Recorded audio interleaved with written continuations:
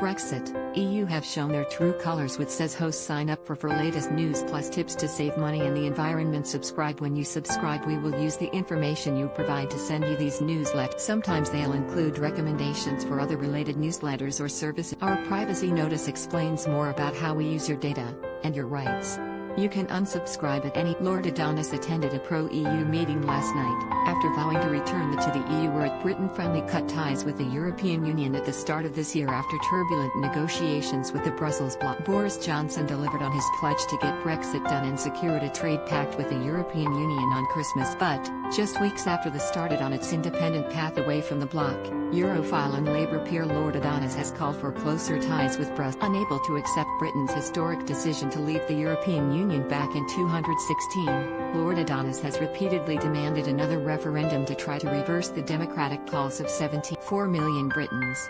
Now, Lord Adonis has claimed in the wake of Britain's full departure from the EU and the coronavirus pandemic, which has seriously damaged economic across the globe, Britain will need closer ties with the EU. He claimed the European Union will still be the absolutely central moving forward and called for to seek a radically closer relationship with the bloc. The Labour peer claimed doing so would be a matter of economic survival. Speaking during a European movement meeting, Lord Adonis said, "Its core trade and economic function are clearly as relevant now as they have ever. The growth and post-COVID package which the EU has put in place is as ambitious as nothing that is being done anywhere in the world, including $9 trillion package that President Biden is seeking to steer through the US Congress as we speak.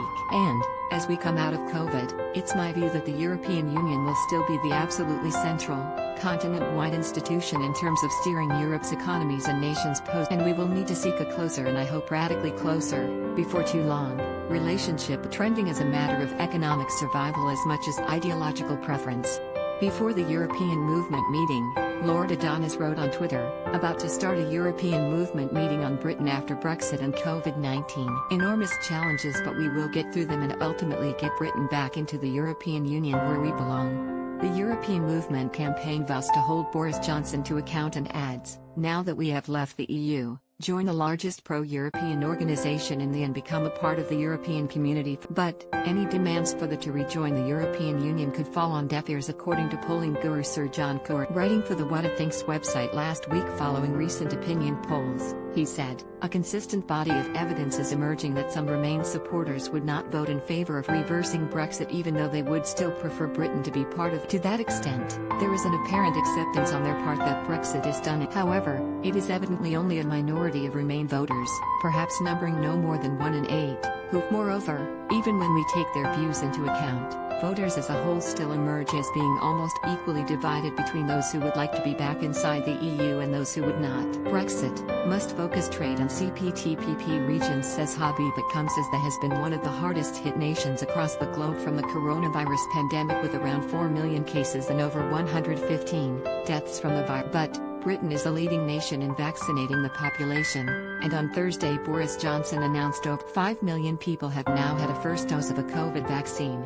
The European Union on the other hand is struggling with its vaccine rollout after suffering supply issues, which may slow some European nations in easing coronavirus restrictions and reopening their economy. The Prime Minister is set to outline his roadmap out of lockdown later this month, amid calls to open schools by It is unclear when Mr. Johnson will be able to fully unlock the economy, but Professor Neil Ferguson, dubbed Professor Lockdown, has said the rapid rollout of the vaccination program could see lockdown measures largely lifted by May. Whitehall insiders have indicated social distancing and masks may be required until the end of the year.